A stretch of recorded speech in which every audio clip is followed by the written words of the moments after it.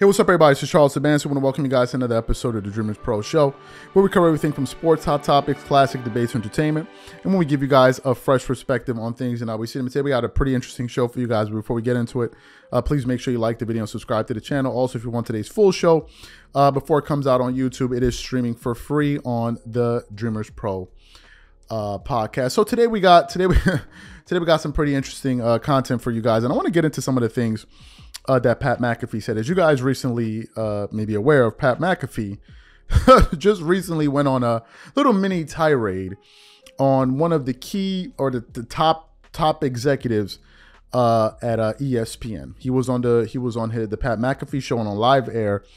He began to call out this executive because he feels like this particular person is trying to sabotage his show.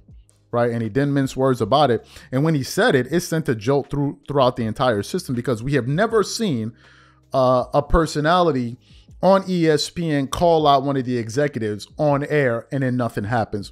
So for those of you who don't remember what he said, we want to quickly play what he had to say about this particular executive sabotaging his show at ESPN, and we're going to come back and continue on the show. Take a listen to what he had to say here. We're very appreciative, and we understand that more people are watching the show than ever before. We're very thankful for the ESPN folks being very hospitable. Now, there are some people actively trying to sabotage us from within ESPN. Funny. More specifically, I believe Norby Williamson is the guy who is attempting to sabotage our program. I'm not 100% sure. That is just seemingly the only human that has information, and then somehow that information gets leaked and it's wrong, and then it sets a narrative of what our show is. And then are we just going to combat that from a rat every single time? I don't know. But like, somebody tried to get ahead of our actual ratings release with wrong numbers 12 hours beforehand. That's a sabotage attempt. And it's been happening basically this entire season from some people who didn't necessarily love the old edition of the Pat McAfee show to the ESPN family. Sure. There's a lot of those. We've heard them anonymously quoted in the Washington Post, in the New York Post, in the New York Times, in the LA Times, in Wall Street Journal. And they're never like, yeah, love the show. This is awesome. It's always like little things to try to tear us down. So even with the enemy within our own camp, somebody that I don't like that guy. That guy left me in his office for 45 minutes, no-showed me in 2018. So this guy has had zero respect for me. And in return, same thing back to him for a long time. So even with that taking place and potential PR, like we're still growing somehow. Yep. So we're very thankful. Yeah. I think we're doing it right. We're trying to do it as right as possible. We have good intentions every single time we come in here. We don't always get it right, but has been getting it wrong for a long time in this specific field. Long time. Every day, every single day. What do you mean? Like you said, you have the right intentions. Like, we're trying to sit here and have fun and talk about sports. Bingo. So you heard what he had to say there. Now, after he said that, a lot of pros in sports media were beginning to kind of hypothesize on what was going to be the response from ESPN. Are they going to discipline him? Is it going to be the last time we see Pat McAfee on the air? There were so many people saying various different things. And then we got, a comment from ESPN. And ESPN essentially said that, and they said this yesterday, they said that they were planning to handle the situation internally, right? That's all we heard. Then what happens? We fast forward to today. So I'm going through the internet, and I come across an article from Front Office Sports. And this particular article has the following headline. It says, tuned in, Pat McAfee is channeling, Howard Stern on ESPN. And then I go through the article, and then I see that Pat McAfee actually doubled down on his position about the ESPN executive that he commented on a number of days ago. So what we want to do is want to quickly play what he had to say in his recent comments, and then we're going to come back and react to what he had to say. Take a listen to what Pat McAfee had to say here. Championship. ESPN has set us up pretty good here. Oh, yeah. They have. Now, there are some comments about one particular person at ESPN. Sure. That I made only on the YouTube ESPN Plus show. That wasn't even on linear TV. What was that? I didn't know anybody was going to hear it because it was just on digital. And no one does digital. I guess everybody did hear it. It was a topic of discussion, obviously, the entire weekend. Sure. And the only thing that I'm like super bummed out about it all is that a guy that we like a lot, a man that watched the game with us in the suite, Burke Magnus, who is currently new guy in charge at ESPN, right below Jimmy Pitaro. I guess he was kind of made to look bad because of what I did and how I did it. I would like to let everybody know we love Burke Magnus. Yep. Yeah, absolutely. Love Burke Magnus. Love you, Burke. And also love Jimmy Pitaro. Yep. Love Bob Iger. What? But there is quite a transition era here, between the old and the new. New. And the old don't like what the new be do. You know what I mean? So there is certainly going to be a couple of that, but we're very thankful. A lot of people are saying I'm trying to get fired. No way. Whoa. What ESPN has been able to do for us, more specifically whenever they do things like this, you have no idea about the crew behind the scenes here that we've been working with basically all year. Not only on game day, but for our show whenever we're traveling. We got nothing but love for all of these people. Now, there's certainly people we do not like.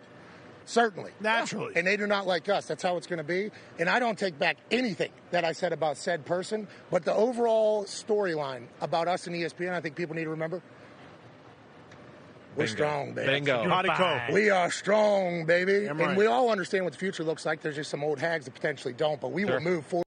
So you heard what he had to say, and then the article was just basically saying how Pat McAfee is essentially turning into, the Howard Stern on ESPN. To me, I think this is unprecedented.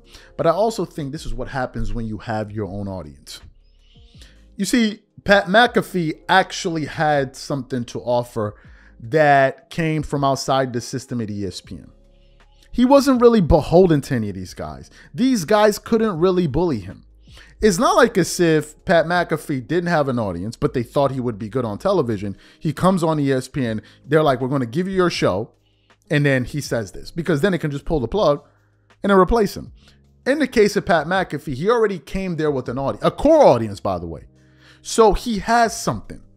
And he has something that they want. Now, there have been various reports saying he's underperforming. Some people are saying he's just hitting his marks, but he's not really doing better than what they thought. Whatever the case may be, he had something that ESPN wanted. And to hear him talk the way he just spoke in that soundbite shows me that they know that he knows that as well.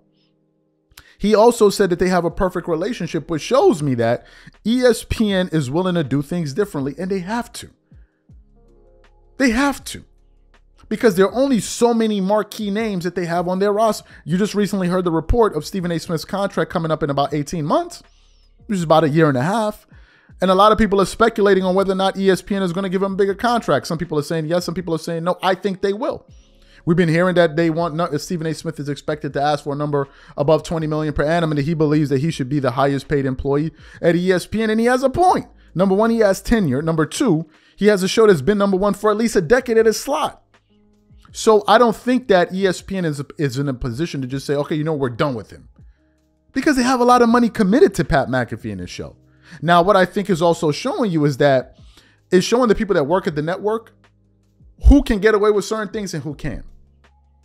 Who can, if you listen to the litany of names that they fired recently, Jeff Van Gundy, Mark Jackson, Jalen Rose, Max Kellerman, all of these guys were fantastic, great, we all loved them, but they didn't have what Pat McAfee had, which was his own audience. Their audience was created on ESPN. And it's one of the reasons since they've left, we haven't seen them yet. Not to say that they're not doing great things. I think most of them will. But if they had their own audience similarly to what a Shannon Sharp has, maybe you see them doing their own show. To me, listen, I think that the game is changing. I think the sports media landscape is changing quickly. I don't think any of this should surprise us in any way, shape, or form. To me, though, it's just surprising that Pat McAfee is willing to call these people out by name and nothing is really happening. But these are my thoughts. So what I want to know from you guys is, number one, how do you think this thing plays out in the long term? Do you think these guys work it out and Pat McAfee ultimately remains on the network? Or do you think that this is the last time we're going to see him maybe after this year? So whatever you guys think, please leave your thoughts in the comment section. We catch you guys on the next show. Peace.